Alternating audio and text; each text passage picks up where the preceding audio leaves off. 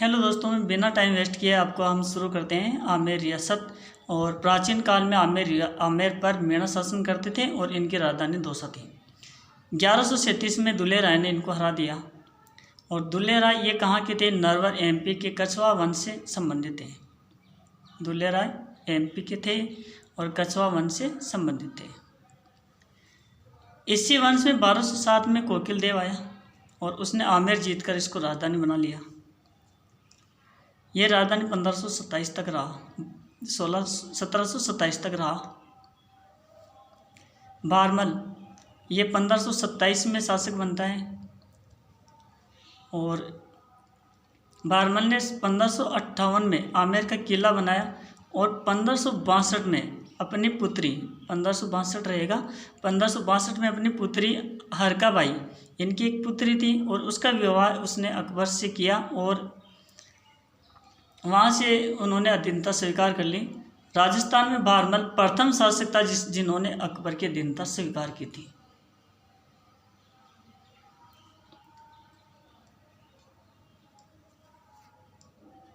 भारमल की सहायता से अकबर ने 1570 में नागौर दरबार का आयोजन किया।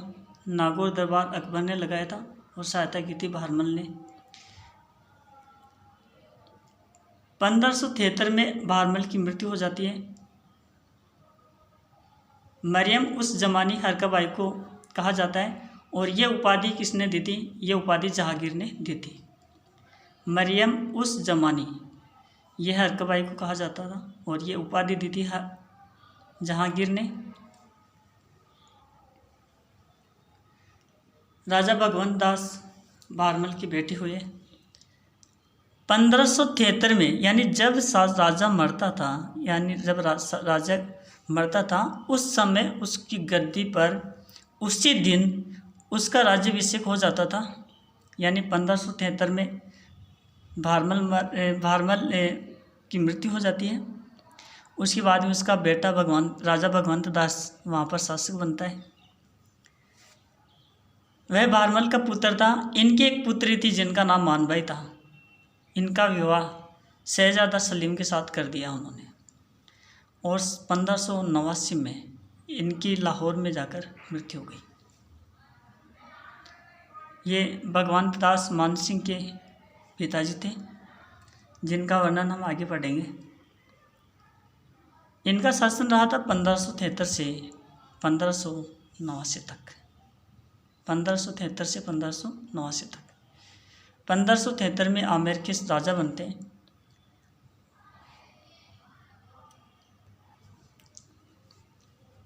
मान सिंह 1589 में राजा बनता है और 1614 तक शासन करता है। ये राजा भगवंत दास का पुत्र था। अकबर का प्रसिद्ध सेनापति था और नवरत्नों में से एक था। 7000 का मनसब इसको दिया गया था, एक उपाधि होती थी। 1589 में बंगाल का गवर्नर बनता है। 1589 में, यानी मानसिंह के पास सेनापति था और 1589 में इसको शासन मिलता है। और कहाँ का? बंगाल का। मानसिंह अकबर के लिए एक विशेष एक सेनापति था, सबसे, जिसको हम सर्वश्रेष्ठ सेनापति कह सकते हैं। या ऐसे समझो कि अकबर को पूरा हिंदुस्तान ला करके इन्होंने अब जीत करके लगभग पूरे हिंदुस्तान को, एक दो रियासतों को छोड़ दो, बाकी की सारी जितनी भी रियासतें हैं, सारी की सारी रियासतों को इन्होंने अपने दम पर अकबर के कदमों में झुका दिया था। दोस्तों आप देख लो इसमें कितने सारे अभियान इन्होंने जीते हैं, आपको अंदाज़ा लग जाएगा। काबुल विजय इन्होंने मान सिंह ने जीती। अकबर ने मान सिंह तथा भगवंत दास को काबुल अभियान पर भेजा। मिर्ज़ा हकीम के विद्रोह का दमन करने पर मान सिंह को काबुल का सूबेदार बना दिया। फिर बाद में बिहार पर विजय प्राप्त कर ली। बिहार एक स्टेट है आज, और वहाँ पर राजा पूर्णमल को हरा दिया उन्होंने। राजा पूर्णमल शासन करते थे, जाकर उसको हरा दिया मान सिंह ने। उड़ीसा में गए 1592 में ना, और वहाँ पर अफगान शासक था नासिर खान, उसको हराया। नासिर खान को उड़ीसा में जाकर के हराया और मान सिंह को सूबेदार बना दिया वहाँ पर।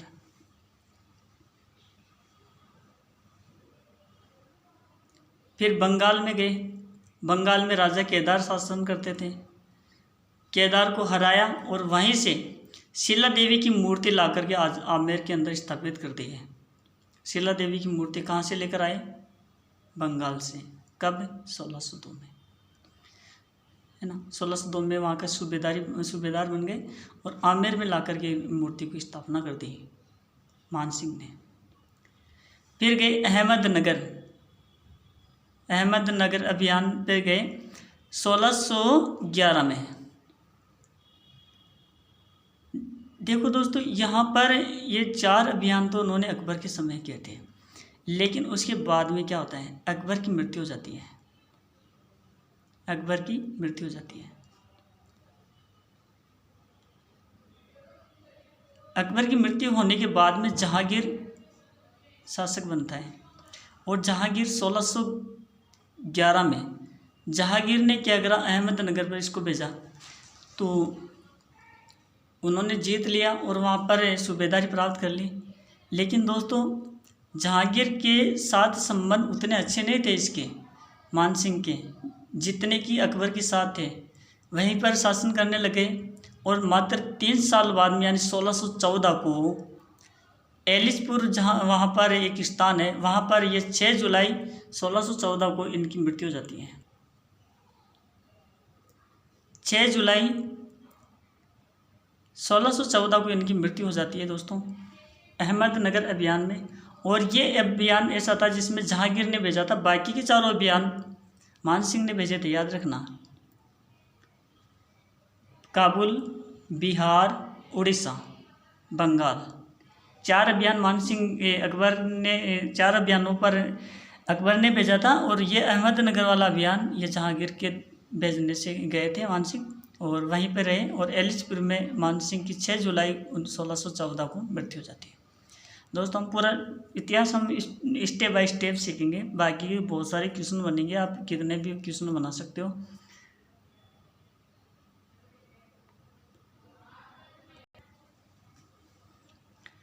मिर्जा राजा जयसिंह प्रथम 1621 में शासक बनता है। 1638 में शाहजहां ने मिर्जा की उपाधि दे दी। अब देखो दोस्तों, यहाँ पर जयसिंह था, राजा जयसिंह, इसको मिर्जा की उपाधि दी शाहजहां ने 1638 में, और अपने नाम के आगे मिर्जा लगाने लगे।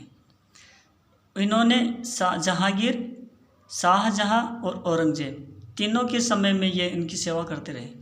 1665 में शिवाजी से पुरंदर की संधि की, लेकिन काफ़ी योद्धा थे, मतलब अच्छे योद्धा थे, और यहाँ तक कि शिवाजी को भी संधि करने के लिए मजबूर कर दिए थे 1665 में।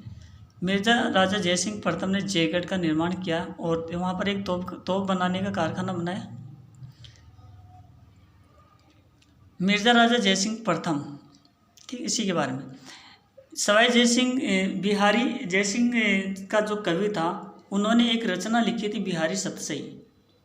और अगर आपसे पूछ ले कि बिहारी किसका दरबारी था, तो आप लिखोगे मिर्जा राजा जयसिंह प्रथम। एक जयसिंह और हुआ है, सवाई जयसिंह। सवाई जयसिंह 1700 में देख लो, आ गया 1700 में ये शासक बन जाता है। और इसके पिता का नाम बिशन सिंह था, यानी एक स्टेप नेक्स्ट है ये। बिशन सिंह मतलब बिशन सिंह का ये पुत्र होता है सवाई जयसिंह। औरंगजेब ने वाकपटुता यानी बोलने में बहुत ज़्यादा होशियार था, इसलिए इनको नाम के आगे सवाई लगा दिया। ये सवाई है, बोलने में काफ़ी एक्स्ट्रा है, एक वाकपटु है ना, काफ़ी एक्सपर्ट है बोलने में, इसलिए इसको मैंने सवाई नाम दे दिया। और इसका शासन रहा था 1700 से 1743 तक। क्लियर हिसाब है, 43 साल शासन कर लिया सवाई जयसिंह ने, है ना, 1700 से 1743 तक। सवाई जयसिंह ने जयपुर की स्थापना कर दी, और कब की? 18 नवंबर 1727। 18 नवंबर 1727 को जयपुर की स्थापना की, और डिजाइन बना दी पंडित विद्याधर भट्टाचार्य ने, ले बनाओ जयपुर, है ना। मिर्जा इस्माइल ये इसका आधुनिकीकरण करने वाला है, जयपुर का आधुनिकीकरण। बाहर परकोटा कैसा रहेगा कैसा नहीं रहेगा, ये मिर्जा इस्माइल का है। जयपुर का आधुनिक निर्माता कहा जाता है मिर्जा इस्माइल को, याद रख लेना। गुलाबी रंग कैसे हुआ? देखो दोस्तों, वास्तव में इसका गुलाबी रंग नहीं है, हल्का गेरुआ रंग है। वहाँ पर एक अंग्रेज आया जिसका नाम था प्रिंस अल्बर्ट। उसका स्वागत करने के लिए राम सिंह द्वितीय ने वहाँ पर इनके ऊपर कलर करवाया, है ना।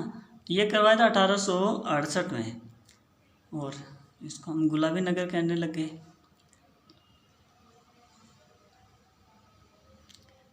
सवाई जयसिंह ने जयपुर के चंद्र महल और जल महल का निर्माण इसी ने करवा दिया। और सवाई जयसिंह अंतिम हिंदू नरेश था जिसने अश्वमेध यज्ञ किया था। अश्वमेध यज्ञ पहले के ज़माने में हुआ करते थे, ये हिंदू नरेश था लास्ट अंतिम जिन्होंने अश्वमेध यज्ञ किया था। किसने किया था? सवाई जयसिंह ने, याद रह जाएगा। ये तो फिर बता दूं, सवाई जयसिंह ने अंतिम अश्वमेध यज्ञ करवाया था। ओके, अब 5 वेधशालाएँ बना दी, एक तो जयपुर में, दिल्ली में, मथुरा में, उज्जैन में, बनारस में।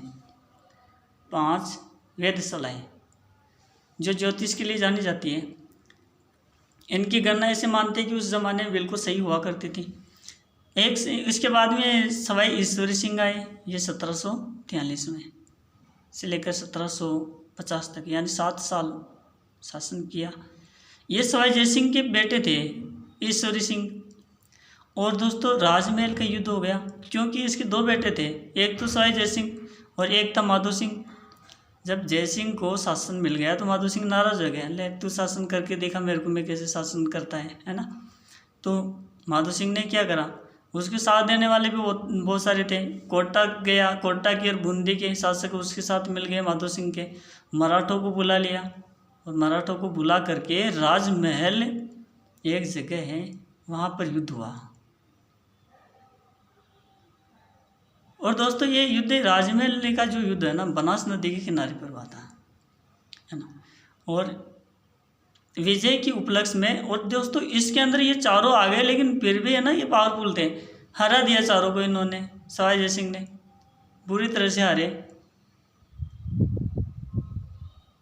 और दोस्तों ये जीत गए, कौन? ईश्वरी सिंह, चारों को हरा दिया और जीत गए। तो फिर इन्होंने, ईश्वरी सिंह ने सरगासुली का निर्माण करवा दिया। और दोस्तों सरगासुली का मतलब वहाँ पर जो विद्रोही थे ना, उनको सूलियों पर लटका देते थे, जो उनको मार दिया उन्होंने, है ना। सरगासुली का मतलब स्वर्ग में पहुँचा दिया सबको।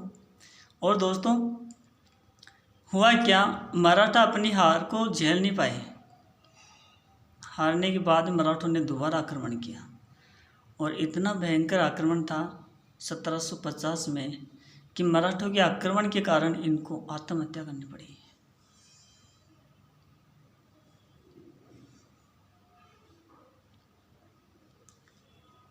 इतिहास पता नहीं क्या क्या करता है।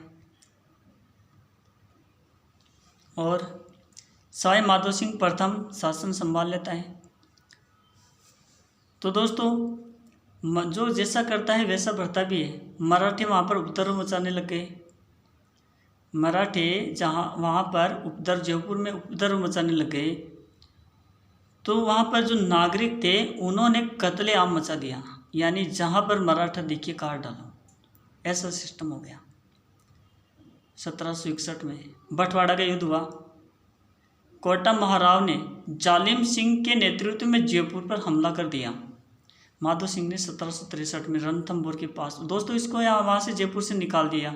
तो माधो सिंह ने क्या करा, 1763 में रणथंभौर के पास में चले गए और वहीं पर सवाई माधोपुर बसा दिया। दोस्तों आज ये जो सवाई माधोपुर बसा हुआ है, ये माधो सिंह ने बसाया था 1763 में रणथंभौर के पास में।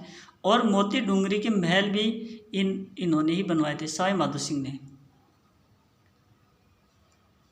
फिर इसके बाद में सवाई प्रताप सिंह आते हैं, जयपुर में हवा महल बनवा दिए।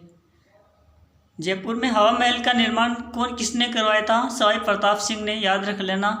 सवाई प्रताप सिंह ने जयपुर में हवाई महल का निर्माण करवाया था। राधा गोविंद संगीत सार की रचना किसने करवाई? सवाई प्रताप सिंह ने।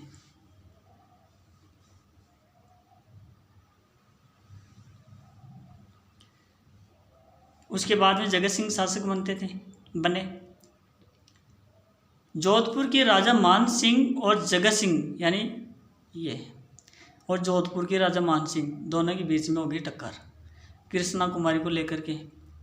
अब ये कृष्णा कुमारी कौन थी? मेवाड़ का शासक था भीम सिंह, उसकी बेटी थी। तो इनके बीच में युद्ध हो जाता है और जोधपुर का शासक हार जाता है दोस्तों। 1818 में ईस्ट इंडिया से समझौता किया था इसने।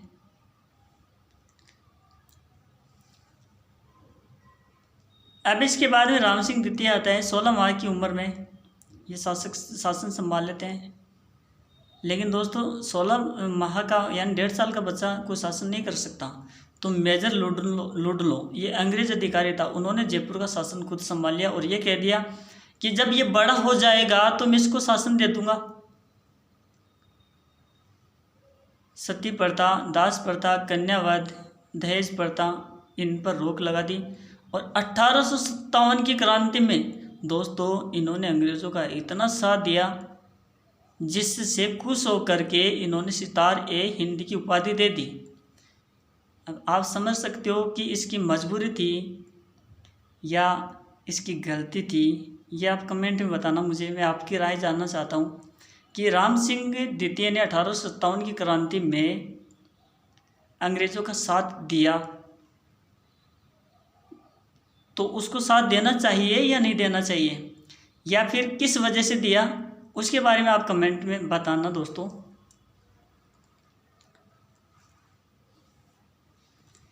अठारह सौ 45 में महाराजा कॉलेज इनके काल में बनी और 1876 में प्रिंस ऑफ वेल्स ने जयपुर में प्रिंस ऑफ वेल्स से अल्बर्ट है ना, ये प्रिंस था वेल्स का, अल्बर्ट उसका नाम था। जयपुर इन्होंने 1876 में यहाँ पर इन्होंने क्या की, यात्रा कर दी। और फिर इसके बाद में याद रखोगे माधो सिंह द्वितीय आता है 1880 में 1880 से 1992 में।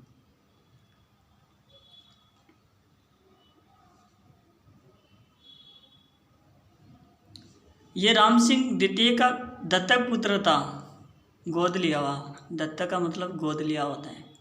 ये 1902 में इंग्लैंड गए, क्योंकि वहाँ पर राज्याभिषेक हो रहा था, इनका सीधा संबंध हो गया था अंग्रेज़ों से। और दोस्तों मान सिंह द्वितीय दत्तक पुत्र था। ये आज़ादी के समय की बात है, ये आज़ादी तक ये शासक रहे और आज़ादी के बाद का इतिहास आपको पता है, फिर तो अलग इतिहास चलेगा। आज़ादी मिल गई देश को, तो आज़ादी तक का इतिहास दिया हुआ है। ये संपूर्ण इतिहास इस आमेर रियासत का शुरू से लेकर के अंत तक का इतिहास है दोस्तों। इसमें जितने क्वेश्चन बन सकते हैं आप क्वेश्चन बना सकते हो। कैसे क्वेश्चन बनाने हैं मैं आपको बताता हूँ।